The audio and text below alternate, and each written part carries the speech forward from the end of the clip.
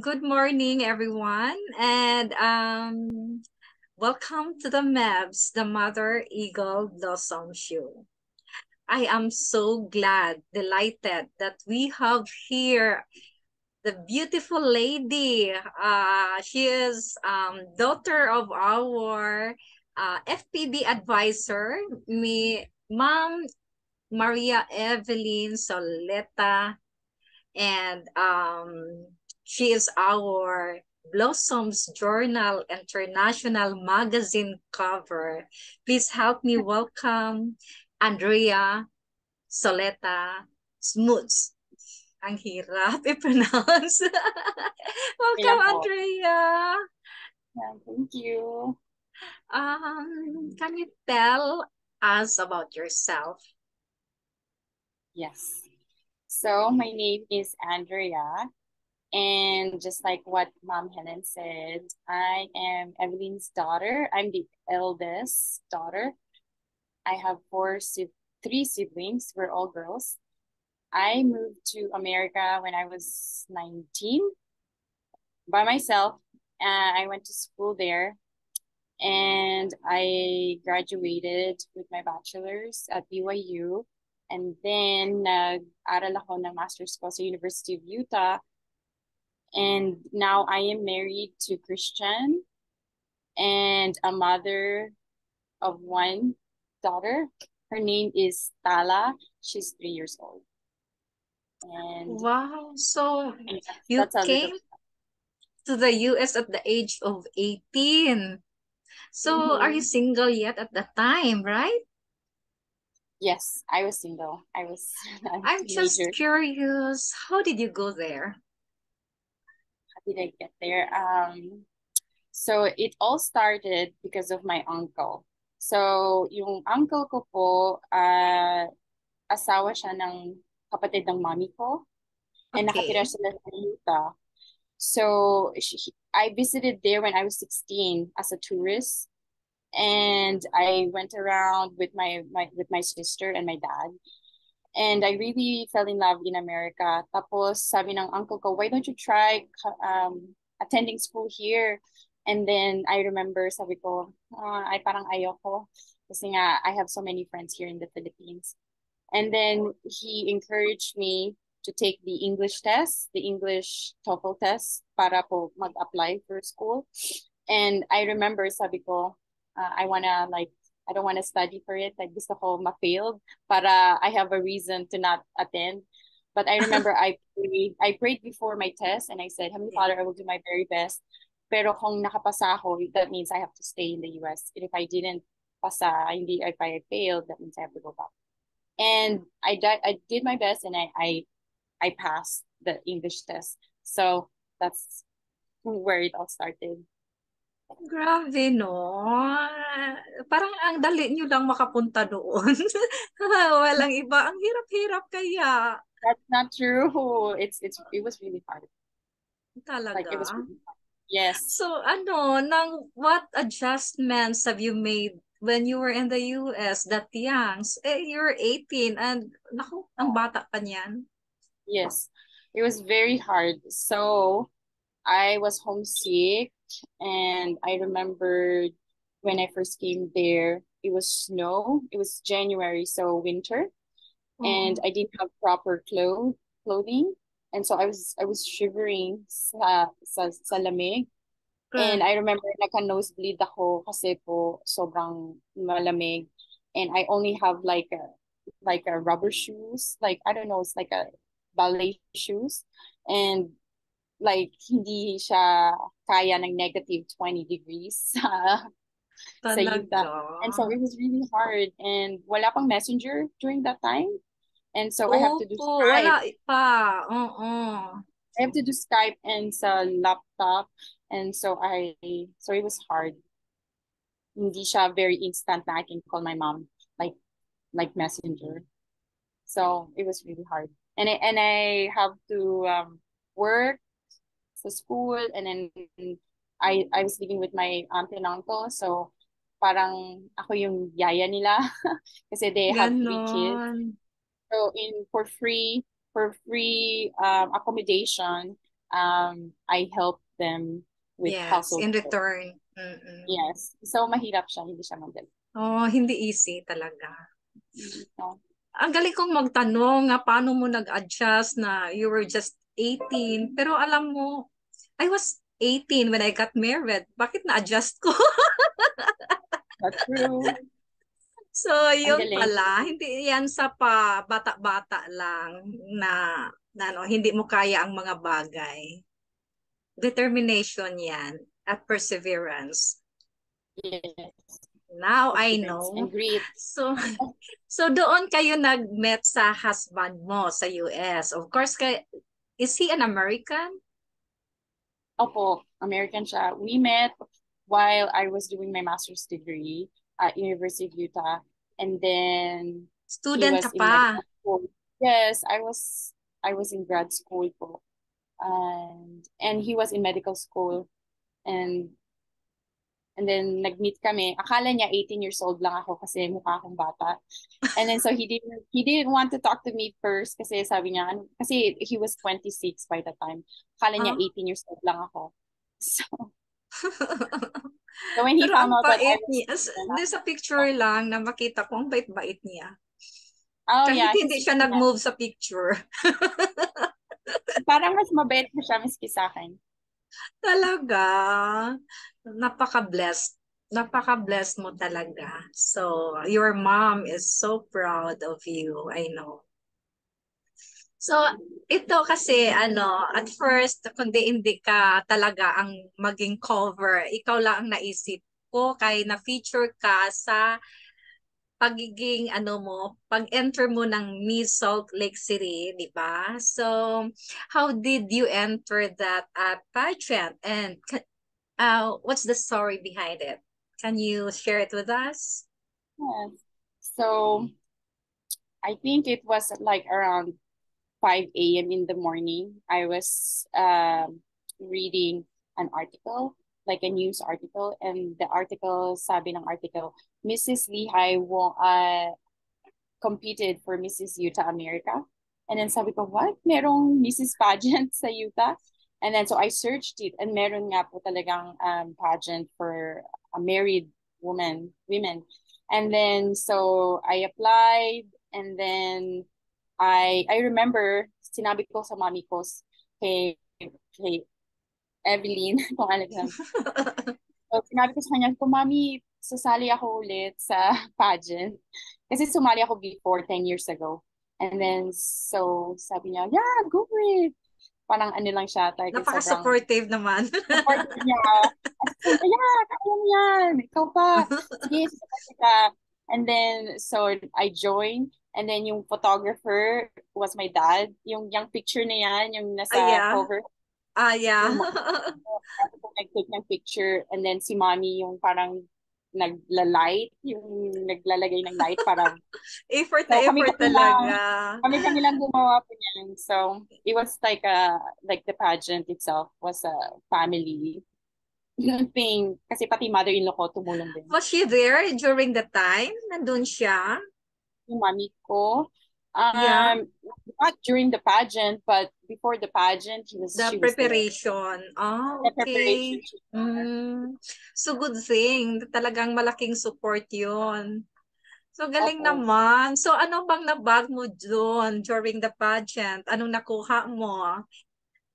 So, naka top 10 po ako. Natawag yung name Wow. ko as a top 10 And I think contestants. you're the only Filipina or coming from Asia. Yes, so ako lang po yung only Asian and only Filipino. So, ang sarap Filipina. ng feeling, no, na kumbaga hindi natuloy yung dream mo dito sa Philippines, pero doon, ano, bongga, di ba? So, ang sarap kasi parang ang lahat na, kumbaga, minimithi natin. Parang hindi yun masabi natin na, ay, wala ng pag-asa. Di ba? So, Mm-mm. marami So, kong iniisip na hindi naman talaga inaambisyon ko, pero I know that it will come. It will come yes, in God's perfect time. Ganun. tama. Oo, kasi meron din tayong hindi natin iniisip na darating pero dumating. Just like FPB, di ba? Hindi ko yan iniisip na darating. But then, we already have 3,600 members. So, Wow. napakagaling ni Lord. It's not me. Galing. Yun po. Exactly. So, kasi kilala ko ang mom mo. Napakabait niya. At na-interview ko kasi siya before then. So, ang nakita ko sa kanya ay siya isang ulirang ina. That's why, sinabi ko sa kanya kung sino ang gustong magiging ulirang ina since siya, FPB advisor, siya pwede kayong lalapit sa kanya para maturuan kayo. So, gustong-gusto niya naman. So, ang ganda dito sa FPB, it's not only poetry contest, hindi. We have everything here. We have the magazine. We are publishing books and ano pa ba? We have interviews like sa ginagawa ko ngayon, and we have prayer group also that we pray for all the members sa mga dinadalangin nila. So para magaan ang lahat at masaya. So I would like to ask, what had your mother taught you that is for you very significant and you want to teach also to your child? What is that?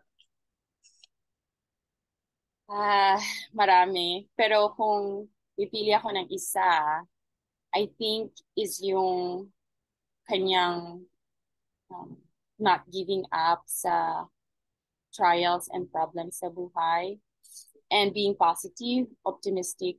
Yun yung gustong gusto ko kay mommy.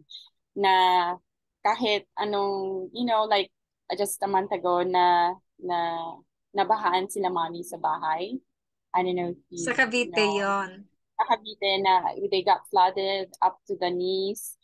And and and this is not the first time. I think third time na nabahaan si mommy. And then wala lang, parang Oh, sabi niya, chill carry lang pa rin. yun. Ay, bahala lang Sabi niya, yan. Sabi sige. nga sa akin, ang Uh, nabahaan siya tapos ang car niya nandun sa shop. Ay, bahala na yun. Yun ang gusto ko yeah, sa yeah, kanya. yeah. Yes. So I Ang wanted him tinitake to lang niya ang things lightly. And I can relate because I am also like that. Yun, kaya nagtanong talaga ako sa iyo, ano ba as a mother talaga na ikaw talaga ang daughter? Ganon. So, Andrea, what are your other hobbies? Do you know how to sing? I know how to play piano. Magaling ako sa Wow! piano pero I cannot sing, which is very parang kakaiba kung bakit. Pero it's good to know na marunong ka, di ba? You have that talent. So, yun, napakaganda na meron tayong ibalik ni Lord kung ano ang binigay niya sa atin, di ba? So, yun ang importante sa buhay na we don't have to boost whatever we have because kung wala ito binigay ni Lord sa atin, wala yun, nothing. Tama. So, ganon. So, since your mother is a poet and kumbaga best seller siya sa book niya, 'di ba, sa Amazon. Um, do you have a favorite poem written by your mom? And can you read that for us? Um, I don't have the book right now, so I cannot. Okay, I can okay, tell. okay. I can tell you what is it and what's the summary. Yeah, So yeah, yeah, please do. so ang daming poems ni Mommy na favorite ko, pero kung yung isa, syempre tungkol sa akin na poem. It's called Andrea, aka Bugigay. Meron. Meron kasi akong book niya. Nandito, malayo lang sa akin. Yeah, Naging I model really kasi like ako sa kanyang libro. Nako. it was very funny. It's like she's warm like the Philippine sun. And sabi niya, she's rock steady like her grandpa, but she's like a hurricane when like sobrang funny, like parang ako talaga yun doon sa poem. So it's my favorite. Talaga. So, nakakataba ng puso, no, that there is someone very dear to you, especially your mom na nagsulat ng poem. Talagang idol ko si mom mo eh. Ano yun, basta alam niya yun. Ang napaka-sweet niya kasi, napaka-sweet. At saka Tama. napakabait din.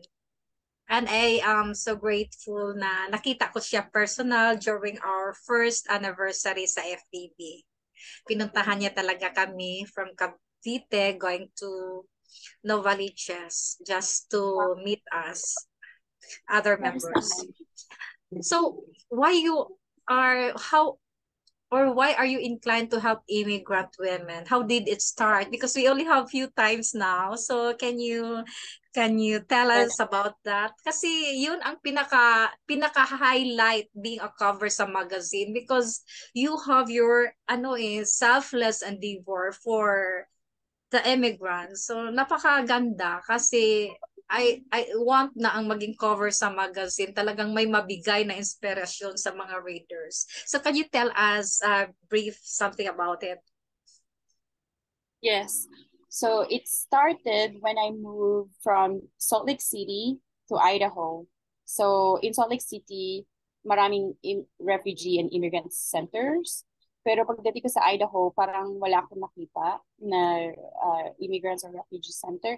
And so that's why the Facebook group started. Kasi gusto ko i-compile yung mga stories ng mga immigrants across Utah, Idaho, or even across the US para ma-inspire yung fellow immigrants about their stories na yung stories ng immigrants parang almost the same na Tama, maraming tama. and then, when they're successful, hindi nag-happen yun in very instant. It's usually very hard muna bago naging successful sila. So that's what I really just wanted para ma-inspire yung mga ibang tao sa stories. Totoo yan. So, mo. They are blessed to have you na merong ginagawa for them, di ba? So, nakaka-proud yung ginawa mo. And I hope that there will be more Andreas to come. Di ba? Kasi we have our own way of giving our service.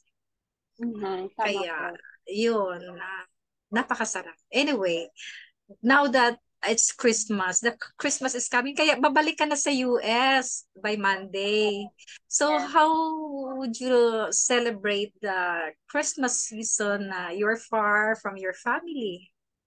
Um, so that's why, so my family, that means my daughter and my husband, we switch holidays every year with my family and his I family. see. So the biggest holiday were Thanksgiving sa Amerika at saka Christmas. Yes. So this year, Thanksgiving ay sa family ko, ang Christmas naman sa family niya. And then next week, magsiswitch naman yon. The next So year. next year. So, paiba-iba siya every year. So, this year, I have to go back para ma-spend ko yung Christmas sa family ng husband ko. Kasi they're so nice people, yung aking mother-in-law at saka father-in-law ko. They're very kind and generous and just very selfless people. So, kailangan ko bumalik para spend time sa kanila. And, like, I promised them na magsiswitch ang holidays. So, I have to make my promise. And so, that's why I need to go back sa Ang America. galing. Ako kung mag-interview ako, no, I feel that hindi ko makita ang negative sides of the world. Ang maisip ko, napakamaraming taong mabubuti sa mundo. Yes. Di Opo. ba? Na akala nyo, lahat masama. Ang daming mabuti. Like, for example, ikaw interview ko, but then you're sharing me about the family of your husband na ang babait nila. Di ba? So, meaning you have Yes. good families, both sides. Your side and your husband's side. So, you're so lucky and we need to always be grateful of life. dahil binigyan tayo ng napakaganda na minsan hindi makita sa iba na, ay, may maganda pala akong life if I am going to compare my life with other lives. So we need to pray for them na sana matikman din nila ang, it's not only money can give happiness eh. No, 'di ba? Ano talaga? Opo, hindi 'yon. Ako, maging ano ka lang, just do good thing or good deeds. Kahit konti lang every day. So that's it. Mhm. So I'm so happy, delighted na first time ko kitang nakita. Na I mean Oo. dito, kasi pwede ko namang, since we're friends, pwede ko namang sabihin na gusto kong makita, mag-practice kami. Pero gusto kong, ano eh, kumbaga ma-surprise ang sarili ko na pag-open ko sa cam, yun, makita kita. And I see your, ano, kumbaga, your brilliance, nag-illuminate ka, parang with your simpleness na kumikinang ka. So, the perfect magazine cover na ideal. Salamat po. Thank Thank you so much. you. Thank you so much for the time. And I consider this interview is a successful one. Thank you so much, Andrea. Bye. Bye.